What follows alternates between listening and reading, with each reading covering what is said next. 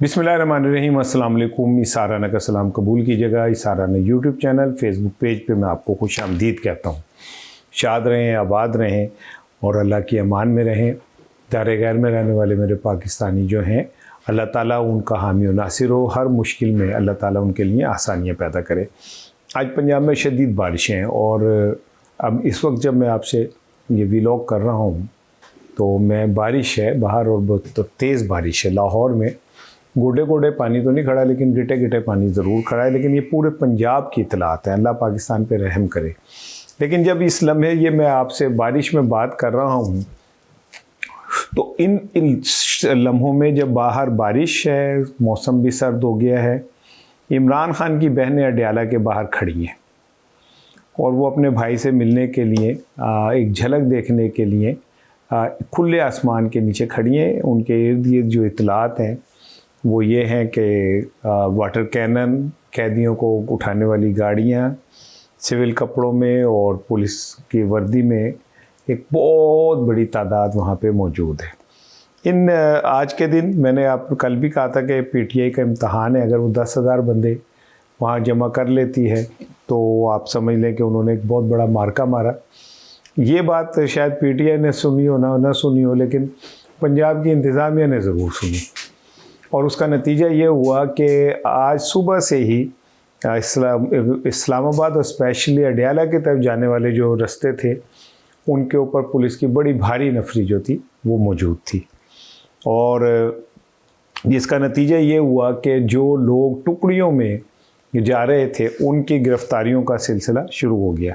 अब तक जो मेरे पास इतलात आई हैं उसमें लाहौर से राशिद करामत भट्ट हैं, जबरान नासिर हैं, यासिर गिलानी हैं, शेख इम्तियाज़ हैं, मोइन कुरैशी हैं, अली इम्तियाज़ हैं, फ़ारूक जावेद समेत सैकड़ों जो लोगों की गिरफ्तारी की इतलात है और बहुत सारे मुकामात पे पुलिस की जानिब से लाठीचार्ज और तशद्दुद की भी इतलात मौसूल हो रही हैं। यानी कि कोई बहुत बड़ा तसादुम तो नहीं मैं कह सकता, लेकिन पीटीआई बाहर निकली और पंजाब हुकूमत पहले से तैयार थी, क्योंकि पंजाब हुकूमत ने, मरियम साहिबा ने एक सिंगल नकाती फार्मूला बनाया है कि आपने इनको आगाज़ में ही कुचल देना है और ये बात नहीं सोचनी कि मुल्क में जमहूरियत है, ये बात नहीं सोचनी कि कानून आइन क्या कहता है, बस पीटीआई को आपने कुचल देना है। जिसका नतीजा ये हुआ कि मैंने आपको बताया कि आज एक बड़ी तादाद में लोगों को गिरफ़्तार किया गया। डीएचए के गेट रावलपिंडी में सिविल कपड़ों में लोग खड़े थे और फिर मुख्तलिफ मुकामात पे, और फिर जिन लोगों ने ज़रा सी मज़ाहमत की, लाठीचार्ज भी किया पुलिस ने, तशद्दुद भी किया और बहुत बड़ी तादाद में लोगों को गिरफ़्तार भी कर लिया। इसमें हमारे बरखुरदार एक सहाफ़ी हैं राय गुलाम अली, वो हर वेले फड़े जाता बेचारा, शरीफ बहाले गए, वो इस बार फिर गिरफ़्तार हो गए। वो जा रहे थे कवरेज के लिए अडयाला और उनको उचक लिया और अब वो पुलिस की तहवील में कितने अरसा रहते हैं, कितनी देर रहते हैं ये नहीं मुझे पता, लेकिन राय गुलाम अली तो एक सर्टिफाइड सहाफ़ी है। मुझे नहीं समझ आई कि राय गुलाम अली को क्यों पकड़ लिया जाता है, उसका कसूर क्या है, वो पीटीआई का कोई वर्कर तो है नहीं।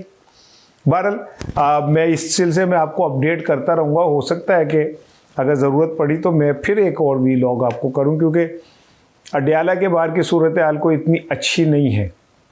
वहाँ पे बारिश के अंदर इमरान खान की बहनें खुले आसमान तले, कोई शेड कोई कुछ नहीं, जहाँ पे वो इंतज़ार कर रही हैं। पीटीआई की क़यादत ने थोड़ी सी जागी है, अंगड़ाई ली है, जागी नहीं अंगड़ाई ली है, को लोगों ने जाने की वहाँ कोशिश की है, पहुँचने की कोशिश की है। लाहौर से बहुत बड़ी तादाद गई, पिंडी से बहुत बड़ी तादाद आई और अभी वहाँ पे जो आखिरी इतलात हैं पुलिस की और वर्कर्स के दरमियान जो कशीदगी है वो अपने इंतहा के ऊपर है।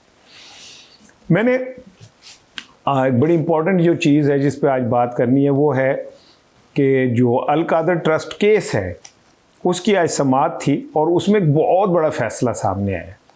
ये फ़ैसला मैं इस हवाले से कह रहा हूँ कि ये बहुत बड़ा है कि अगर ये इस फैसले के ऊपर मिनवान अमल हो जाता है तो आज है बुध, जुमेरात, जुम्मा, हफ्ता, इतवार, पीर, मंगल, बुध, मंगल तक इमरान खान के केसेस के का दूध और पानी का पानी सामने आ जाएगा। ये बात जब मैं अभी आपसे डिस्कस करूँगा तो आपको अंदाज़ा होगा कि मैं जो कह रहा हूँ वाकई उसकी बड़ी अहमियत और वैल्यू है, क्योंकि आज इस्लामाबाद हाई कोर्ट ने जो फैसला, जो हुक्म जारी किया है, वो हुक्म बहुत इम्पॉर्टेंट है। और ये हुक्म किसी के लिए नहीं है, ये हुक्म उनका अपने लिए ही समझ लें कि अपनी अदालत के हवाले से ही है। इस पे बात करूँगा, लेकिन जो आज का सबसे भयानक बात है वो ये है कि डोनाल्ड ट्रंप के बकौल वो आज रात एक तहजीब मिटाने जा रहा है। अंदाज़ा करें खुदाई दावे का, एक शख्स के रौनक ज़दा दिमाग के अंदर खन्नास भरे हुए नफ़रत का एक जो पहाड़ है, वो आज ये कह रहा है कि मैं आज रात एक तहजीब मिटाने जा रहा हूँ। अब इस तहजीब मिटाने से मुराद ये है कि वो, जब ये मेरा वीलॉग आप देखेंगे तो इसके चंद घंटे बाद ईरान के ऊपर दुनिया की तारीख का बदतरीन हमला होने जा रहा है। शायद ये बिल्कुल उस हमले से मिलता जुलता है जैसे अमेरिका ने हिरोशिमा और नागासाकी के ऊपर किया था। शायद ये हमला बिल्कुल उसी तरह मिलता जुलता है जैसे मंगोलों ने इराक पे किया था, और उसके बाद वहाँ खोपड़ियों के मीनार बनाए गए थे। ये हमला बिल्कुल उसी तरह मिलता जुलता है जैसे सेकेंड वर्ल्ड वार के अंदर जर्मन फौज ने कई शहरों को सफ़ा हस्ती से मिटा दिया था। लेकिन आज के दौर में मैं हैरान इस बात पे हूँ कि ट्रंप जब ये ऐलान करता है तो चारों तरफ सन्नाटा है, चारों तरफ एक खामोशी है। कोई पंजाबी कहते कोई चिड़ी भी पर नहीं मारन डी। इस सतह के ऊपर खौफ का आलम है, और एक शख्स अपनी ताकत के जोम में और अपने नफ्सियाती मर्ज के वजह से पूरी दुनिया का जो अमन है उसे आज वो अपने जूते की नोक पे रखने जा रहा है। अगर आज जैसे उसने कहा है कि 5 बजे तक ईरान ने हथियार ना फेंके, हथियार फेंक नहीं हो गया ना, वो कहे जी अपना हरमज़ खोल देते हैं, ईरान अमेरिका से कहे जैसे तुम कहते हो हम कर देते हैं, तो वो बच जाएगा। नहीं तो बकौल डोनाल्ड ट्रंप के वो ईरान की तहजीब ख़त्म करने जा रहे हैं। अब यहाँ से बतौर मुसलमान मेरे अंदर कुछ चीज़ें हैं। मेरा ये यकीन है कि कादर मुतलिक वो ज़ात है जो आसमान, जो पूरी हर जगह हमें मिलती है, अल्लाह ताला। मेरा ये यकीन है कि दुनिया का कोई ताकतवर, दुनिया का कोई सुपर पावर अल्लाह ताला की शरीयत से नहीं टकरा सकता। ईरान की तहजीब कोई 10 साल, 20 साल, 25 साल पुरानी तहजीब नहीं है। ईरान की तहजीब कई हज़ार साल पुरानी तहजीब है। दुनिया की चंद पुरानी तहजीबों में से एक तहजीब ईरान है। और फिर उसके बाद ये कि उन्हें लड़ने का हुनर तो आता ही आता है, उन्हें मरने का फ़न भी आता है। जिनके लिए मौत ज़िंदगी जो है वो फ़कत एक आर्जी पानी के बुलबुले की तरह है, उनको आप हराना इतना आसान नहीं होता। लेकिन अफसोस का मुकाम यह है कि अगर खुदा न खास्ता वो बददिमाग डोनाल्ड ट्रंप ईरान के तनसीबात पे, ईरान के जो पुल हैं, जो ईरान की कनेक्टिविटी है, जो ईरान के अहम मराकज़ हैं, जो तवानाई के मराकज़ हैं, उनको अगर वो तबाह कर देता है और ईरान को एक खंडर बना देता है। ईरान को खैर ख़त्म करना तो मुमकिन ही नहीं है, वो तो प्यो भी नहीं कर सकता। ईरान की तहजीब को मिटाना मुमकिन ही नहीं है। इस तहजीब को अल्लाह ताला ने कई हज़ार साल की आबियारी के बाद इस तक यहाँ तक पहुँचाया है। तो कोई ये समझे कि वो ईरान की तहजीब ख़त्म कर सकता है तो इससे बड़ी हमाकत, इससे बड़ा ख़ुद को धोखा या दुनिया को धोखा नहीं दिया। हाँ, ईरान के तनसीबात आप तबाह कर सकते हैं, ईरान के आप जो एसिड्स हैं उन्हें तबाह कर सकते हैं, ईरानी लोगों को शहीद कर सकते हैं, लेकिन ईरानी जज्बे को मारना मुमकिन नहीं है। मैं तो हैरान हो गया हूँ कुछ वीडियोस देख के जिसमें ईरान की ख़वातीन सड़कों पे निकली हुई है असला लेके। ऐसी कौम जिनकी ख़वातीन भी, बापर्दा ख़वातीन, वो भी अगर अपने जिसे कहते हैं वतन की हिफाजत के लिए इस तरह बाहर निकल आए तो उन्होंने हराना कोई एडा आसान काम में है। और मुझे हैरानगी है कि इस सबसे बड़े अफसोसनाक साने में खुद मुसलमान इन्वॉल्व है।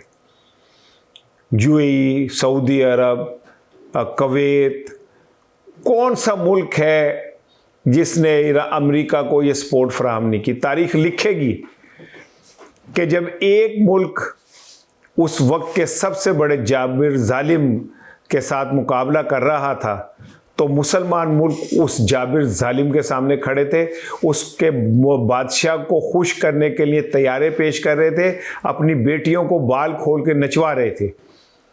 मुसलमानों की तारीख में शायद इससे बेशर्म मुस्लिम हुक्मरानों का दौर ना गुजरा हो जो आज जिससे हम गुजर रहे हैं। मुझे ये शिया सुन्नी से कोई मतलब नहीं है, मैं रासिखुल अकीदा सुन्नी हूँ अल्हम्दुलिल्लाह, लेकिन मैं ये समझता हूँ कि ईरान इस वक्त आलम इस्लाम के गैरत की जंग लड़ रहा है। और मैं ये कह सकता हूँ कि जो बाकी मुसलमान ममालिक हैं वो सिर्फ उसे मरता हुआ या अंजाम की तरफ जाता हुआ देख रहे हैं और इस खौफ से ट्रंप के सामने नहीं बोल रहे कि कहीं ओदा मुँह साडेल ना हो जाए। अभी पाकिस्तान ने एक वज़ारत ख़ारजा की जानिब से, दफ्तर ख़ारजा की जानिब से एक बयान आया है, मैं अभी उस पर डिस्कस नहीं करूँगा, सुबह के मैं करूँगा। लेकिन सवाल ये है कि ठीक है, मैं समझता हूँ कि हम अमेरिका के ग़ुलाम हैं भाई, वो हमें खाने को देता है, ख्वाजा आसिफ के मुताबिक हम जो है वेंटिलेटर के अंदर हैं और हमारी ऑक्सीजन जो है वो अमेरिका है। लेकिन इसके बावजूद क्या हमने आज तक ऑन रिकॉर्ड क्या दफ्तर ख़ारजा, क्या हमारा वज़ीर आज़म, क्या हमारा मुस्लिम लीग नून, क्या हमारा शहबाज शरीफ, क्या हमारा नवाज शरीफ, क्या आसिफ जरदारी, क्या बिलावल भुट्टो, क्या मौलाना फजलुर रहमान, क्या जमात इस्लामी, उन्होंने अमेरिका का नाम लेके एक दफ़ा भी कंडेम किया है? इससे अंदाज़ा कर लें कि हम कितनी खौफज़दा, बुज़दिल और किस कौम है हम। यानी हमें इतनी जुर्रत नहीं है कि हम ये कह सकें। और दूसरी बात ये है कि ये जंग तो इसराइल की और ईरान की थी, ये अचानक अमेरिका की और इसराइल की कैसे हो गई? कल जो याहू है, नेतन्याहू, वो कहते हैं ट्रंप को फ़ोन करके उसने कई घंटे उसके कान खाए कि तुम जंग बंद ना करना, ईरान को जब तक मुकम्मल तौर पे तबाह नहीं करते तुमने रुकना नहीं है। मैनू नहीं पता कि नेतन्याहू के पास कौन सी गिदड़ सिंगी है, वो गिदड़ सिंगी एब्स्टेंट फाइल ही है, मुझे पता है। और वो जो ये कह रहा है ना ट्रंप कि अगर मैं ईरान का कुछ नहीं करता तो इसका मतलब ये होगा कि इसराइल जो है वो सफ़ा हस्ती से मिट जाएगा। क्योंकि जो ईरान है उसे इस बात का अंदाज़ा है कि उसके लिए अगले चंद घंटे बहुत मुश्किल हैं और वो इन मुश्किल घंटों को बहादुरी से गुजारना चाहता है और गुजारेगा। अल्लाह उसकी हिफाजत करेगा, मेरा ये यकीन है कि अल्लाह ताला उसकी हिफाजत करेगा, अल्लाह ताला ईरान की हिफाजत करेगा, अल्लाह ताला ये काफिरों से और काफिरों के जो टाउट हैं, जो एजेंट हैं, उनके शर से ईरान को महफूज रखेगा। आखिरी चीज़ सुन लें सर, आज इस्लामाबाद हाई कोर्ट में 1 in million 90 पाउंड का केस था अल-कादिर ट्रस्ट का, और तो ये थी कि शायद इसमें कोई थोड़ी सी आगे पीछे हिलजुल हो, लेकिन अदालत ने कहा है कि जनाब अली सलमान सफदर साहब कल आप जाएं अडयाला जाके और अपने क्लाइंट से हिदायत लेके आएँ। अब ये हिदायत तो पहले भी दे चुकी है अदालतें। अदालत ये नहीं कहती कि वो जो जेल का सुपरिटेंडेंट है उन्होंने फड़ के ले आओ, उन्होंने पूछो कि तू इस्लामाबाद हाई कोर्ट तो भी तगड़ा हो गया है, तू सुप्रीम कोर्ट से भी तगड़ा हो गया है। वकील जाते हैं वहां पे अपने मिलने इमरान खान से, तो वहां पे तू उन्हें कई घंटे दरवाजे पे खड़ा रखता है और वापस भेज देता है। पूरे पाकिस्तान की अदलिया वो एक तरफ और सुप्रिटेंडेंट जो जेल है अडयाला वो एक तरफ, वो अकेला भारी है। सुप्रिटेंडेंट जेल अडयाला जो है वो अकेला भारी है। और क्या कहते हैं, अब फिर एक दफ़ा कह दिया कि जी जाओ ना। इमरान खान के वकील कहते हैं कि भाईजान असी तो पहले भी गए हैं तो उन्हें केड़ी साड़ी गल सुन ली है। आप दोबारा भेजें, उसे बुलवाएं ना। अब कल सलमान सफदर साहब जो हैं फिर जाएंगे और जाने के बाद आप वकील से अपने जो है वो हिदायत इमरान खान साहब से लेंगे, मुलाकात होती है नहीं। अब मैं देखता हूँ डोगर साहब क्या करते हैं। पहले भी डोगर साहब ने कहा था कि जाके मिल के आए और कहा था कि जाके अपने उससे क्लाइंट से जो है ना हिदायत लेके आए इस केस के हवाले से।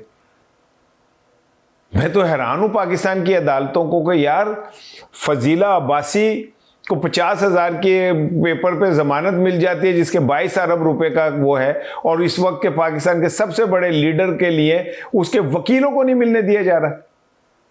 लेकिन एक बात आज की बड़ी इंपॉर्टेंट है और वो ये है कि इस्लामाबाद हाई कोर्ट ने कहा है कि इमरान खान की ये जो अपीलें हैं 1 हफ्ते के अंदर इसका फैसला होगा। अब ये डोगर साहब ने क्यों किया है? 2 चीज़ें। एक तो ये कि उन्होंने जो इर्द गिर्द के लोग हैं उनको भी बता दिया कि जी अब मैं इससे ज़्यादा प्रेशर बर्दाश्त नहीं कर सकता, अब मैं इससे ज़्यादा दबाव नहीं ले सकता। शायद उन्होंने ये भी बता दिया कि इंसाफ या अदालतें जो हैं एक हद तक तो चीज़ को इग्नोर कर सकती हैं, मुकम्मल तौर पे नहीं कर सकती। अगर 7 दिन में केस की समाअत होती है और कोई जज बीमार नहीं होते, अटॉर्नी जनरल को कोई काम नहीं पड़ जाता, कोई एमरजेंसी डिक्लेयर नहीं हो जाती, कोई जंग नहीं बहुत बढ़ जाती और डोगर साहब भी रेगुलर इस केस की समाअत कर लेते हैं, तो 7 दिन बाद इमरान खान की जो अपीलें हैं वो मौसर हो गई तो इमरान खान की राय को कोई दुनिया की ताकत नहीं रोक सकती। फिर मैं दोहरा रहा हूँ कि हाँ, ये इन 7 दिनों में कोई बीमार ना पड़े, कोई एमरजेंसी ना आ जाए, कोई अदालतों की मुलाकातें ना निकल आएँ, कोई चीफ जस्टिस साहब की कोई मसरूफियात ना निकल आएँ, कुछ इस तरह का ना हो कि ये केस प्रोलॉन्ग हो। अदरवाइज जो उन्होंने कहा कि इन अपीलों की 7 दिन के अंदर अंदर समाअत मुकम्मल होगी और फैसला होगा, ये बहुत बड़ी एक डेवलपमेंट है पीटीआई के पर्सपेक्टिव से। अगर पीटीआई के वकला ये केस सही तरह लड़ गए और अपीलों के अंदर उन्होंने पूरा जोर लगा दिया तो इमरान खान का बाहर आना कोई बड़ी नामुमकिन बात नहीं है। अगले व्लॉग में आपसे बात होगी। अस्सलाम वालेकुम।